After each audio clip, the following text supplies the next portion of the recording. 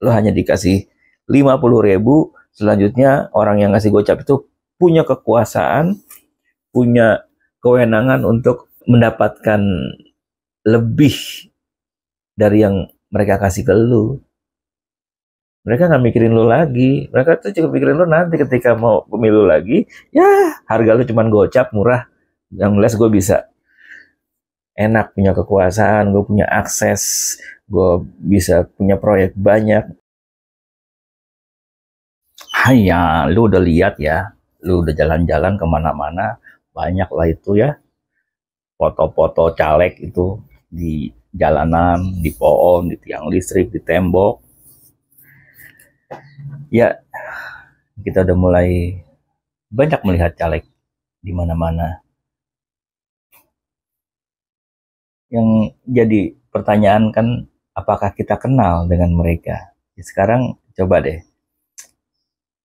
lo cek, lo ada di dapil mana ya, wilayah lo itu, dan lo bukalah informasi tentang caleg, misalkan di situs KPU, atau ada aplikasi yang namanya calegmu ya, kalau nggak salah itu calegmu.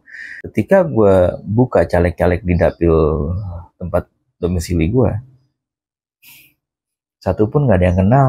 Untuk DPRD, untuk DPD-nya, kalau untuk DPR RI ya karena udah banyak tokoh-tokoh partai ya yang pernah tampil melalui media yang kita kenal. Cuma ya tetap kaget aja, oh dia dapil sini juga, oh gitu aja.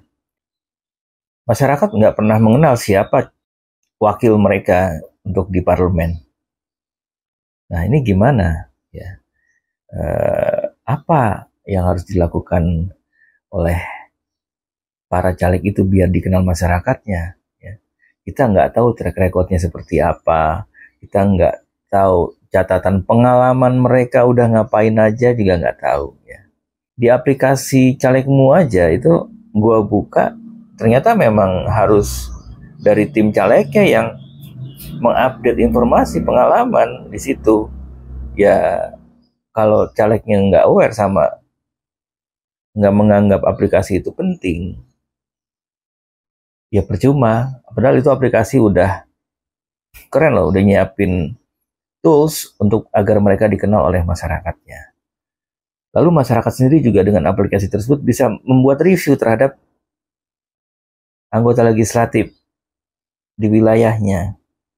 Apakah benar mereka bekerja untuk masyarakatnya, apa pekerjaannya, bagaimana interaksinya sama masyarakat, itu bisa ngasih rating. Cuma sepertinya kondisi kita saat ini bukan cuma masyarakatnya ya, bahkan orang-orang politiknya ini aja pun nggak merasa bahwa perlu aplikasi yang memang mendekatkan mereka dengan masyarakat yang mereka wakili.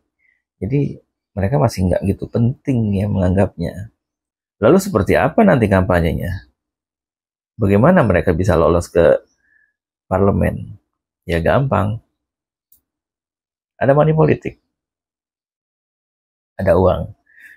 Bahkan politik uang ini bukan rahasia lagi ya.